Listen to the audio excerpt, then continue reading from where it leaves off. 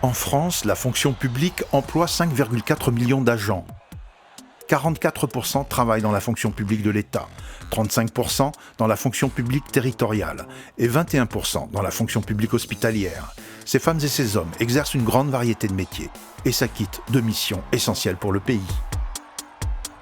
Notre métier consiste à lutter contre les incendies, à apporter une assistance aux personnes dans le cadre du secours à personnes et à lutter également contre les accidents et les sinistres et les catastrophes. C'est un métier qui est basé sur l'esprit d'équipe, sur l'entente entre de nombreux collègues, au service de la population. Il faut être courageux pour effectuer ce métier. N'importe qui ne devient pas sapeur-pompier.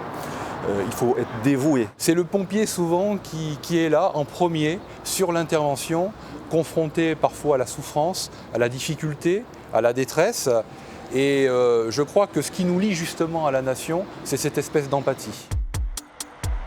Un nombre important d'agents publics exercent dans des conditions difficiles et sont soumis à des contraintes souvent méconnues du grand public, dévouement et valeurs professionnelles.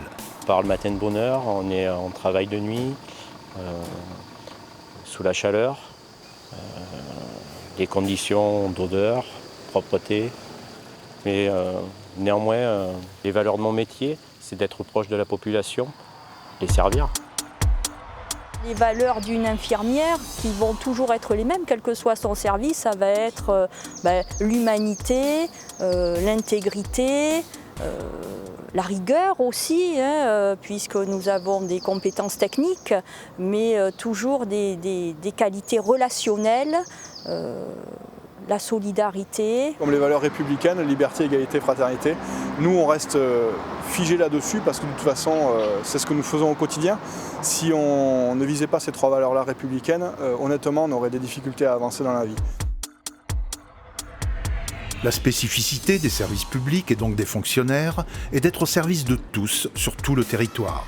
Ce que défend l'UNSA, partout où cette égalité d'accès due aux citoyens est remise en cause. Quand on voit qu'on essaie de supprimer des classes ou des écoles parce que c'est peu rentable, pour nous, on ne parle pas de rentabilité, on souhaite que ce service soit rendu à l'ensemble des citoyens et de nos élèves sur l'ensemble du territoire. Mon attachement au service public, il correspond aussi à mes valeurs professionnelles, c'est-à-dire qu'on devrait pouvoir soigner tous, quels qu'ils soient, sans aucun jugement de valeur, sans aucun a priori, quant à leurs conditions sociales, économiques, mais géographiques aussi. Ça devient de plus en plus difficile.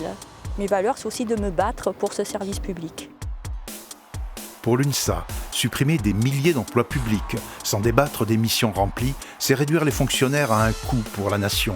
Or, ils font sa richesse. Le service public a plus que jamais besoin d'être défendu. Il a été attaqué il y a quelques années par des gouvernants qui étaient peu enclins à s'attacher aux missions réelles qui nous incombaient. Et désormais, je crois que l'ensemble de la population doit avoir en tête que le service public d'éducation est un levier essentiel dans la construction de la société de demain. S'il n'y avait pas de fonctionnaires, déjà, qui s'occuperait de ce qu'on fait ? Qui s'occuperait de protéger la population, qui s'occuperait de percevoir les taxes, de lutter contre les trafics. Donc, à mon avis, la fonction publique est une fonction essentielle.